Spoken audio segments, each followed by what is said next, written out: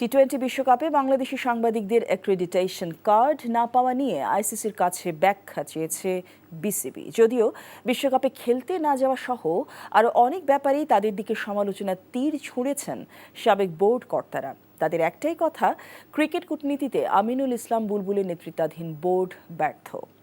আরও জানাচ্ছেন কুশল ইয়াসের। এই সময় বাংলাদেশ দলের অনুশীলনে ব্যস্ত থাকার কথা ছিল বিশ্বকাপকে ঘিরে, সেটা নানা কারণেই এবার হচ্ছে না। বিসিবির পূর্বাচল স্টেডিয়ামে 8 দলের সিসিডিএম চ্যালেঞ্জ কাপের আয়োজনে তাই ঘুরে ফিরে থাকলো বিশ্বকাপ প্রসঙ্গ।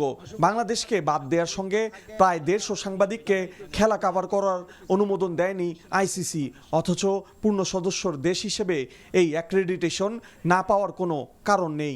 গণমাধ্যম কর্মীদের ম্যাচ কভার করার জন্য বা ওখানে অ্যাক্রিডিটেশনের জন্য যে নট নেসেসারিলি যে ওখানে আপনাকে পার্টিসিপেট করতেই হবে, চ্যাম্পিয়ন্স ট্রফিতে বাংলাদেশ পার্টিসিপেট করেনি, কিন্তু তারপর আমাদের সাংবাদিক গণমাধ্যম কর্মীরা গিয়েছিলেন ওখানে। ফিফা ওয়ার্ল্ড কাপে আমাদের দল কখনো পার্টিসিপেট করেনি, বাট আমাদের গণমাধ্যম রিপ্রেজেন্টেশন থাকে যেহেতু আমরা ফিফার একজন member. So being a full member আমাদের হয়তো বা করতে পারলে ভালো হতো।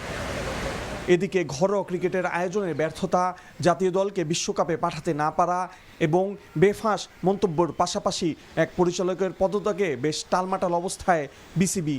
ফিক্সিংয়ের অভিযোগে পদত্যাগ করেছেন অডিট কমিটি থেকে আরেক পরিচালক।